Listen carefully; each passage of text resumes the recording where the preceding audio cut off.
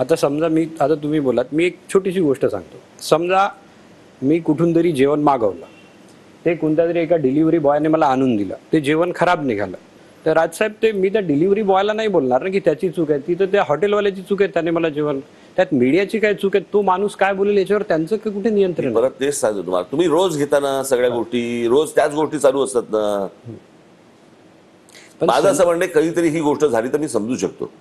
भविष्यातल्या येणाऱ्या जी तरुणी जी आहेत, ज्यांना राजकारणामध्ये थोडा बहुत इंटरेस्ट आहे, त्यांना असं वाटायला लागतं हे राजकारण आहे. जे राजकारण नाही आहे ते. ठीक आहे, आता हा टॉपिक आपण थांबू. एक आताची जी राजकारणाची परिस्थिती आहे त्याच्यावर तुमचं एक 6 महिन्यापूर्वीचं भाष्य आहे, मला वाटतं 6 महिन्यापेक्षाही जास्त पूर्वीचं भाष्य मी तुम्हाला दाखवतो, कारण ना मला असं वाटतं की ते एकदम आता फिट बसतंय. तो तुमचाच बाईट आहे, दुसऱ्याचा नाही. श्री एकनाथराव शिंदे, जपून राहा.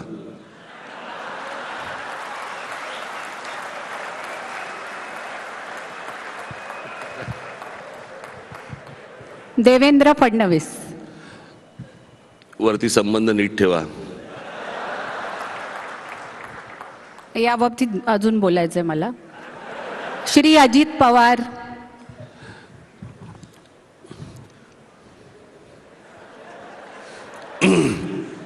खरं तर मला 5 तारखेच्या माझ्या रत्नागिरीच्या सभेमध्ये मला ह्याच्यावरती सविस्तर बोलायचंय. मला एका वाक्यात नाही बोलायचं, पण बाहेर जेवढं लक्ष देताय तुम्ही तेवढं काकांकडे पण लक्ष द्या. तुम्ही आताही शिंदेंना बोलणार जपून राहा, म्हणजे आताची जी परिस्थिती आहे त्यात फिट बसतंय सगळं तिन्ही, म्हणजे हे जुनं आहे. बघा, प्रश्न असा आहे या सगळ्या ह्याच्यामध्ये, मला असं वाटतं आता कालच अमित शहानी सांगितलं की आज मुख्यमंत्री एकनाथ शिंदे आहेत, पुढे युतीतले पक्ष निर्णय घेतील. बरोबर की नाही? तर माझं वाक्य बरोबर होतं की नाही, जपून राहा. ते 6 महिन्यापूर्वी तुम्हाला कसं कळालं ते होत. खूप जुना इंटरव्ह्यू आहे आणि ते फिट आहे आज. वर्ष झालं असेल. वर्ष झालं आता ते फिट आहे. म्हणजे तुम्हाला वाटतं महाराष्ट्रातली परिस्थिती कशी असेल, आता तुम्ही बोललात म्हणूनच बोलतो की जपून राहा, दिल्लीशी संबंध व्यवस्थित ठेवा, एकदम फिट आहे ते. आताही तुम्ही म्हणजे फडणवीसांना तेच सांगणार काय दिल्लीशी संबंधित? अर्थातच ना, म्हणजे मुख्यमंत्री पदाचं जे झालं. बघा, प्रश्न असा आहे की ते मुख्यमंत्री होणार की नाही होणार हे ठरवणार वरतीच ना. म्हणजे त्यांच्याशी संबंध तुम्हाला नीट ठेवायला लागतील ना. सोपं आहे, याच्यामध्ये काय रॉकेट सायन्स नाहीये. दादा, तुम्ही काकांकडे लक्ष द्या, तेही फिट आहे यावेळेस.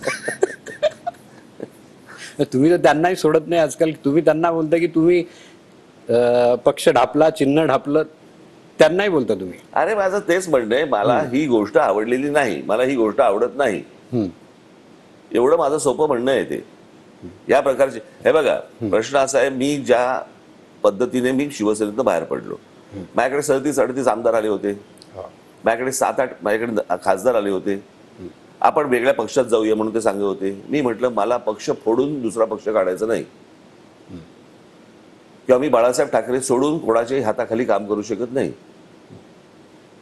बरोबर आहे, मी माझा स्वतःचा पक्ष काढला, ते निघून गेले.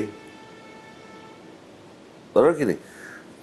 मी एथिक्स पाळली ना या सगळ्या ह्याच्यातली. मी तसा विचार करतो, आणि मी तसा विचार करतो म्हणून ह्या गोष्टी मला पटल्या नाहीत.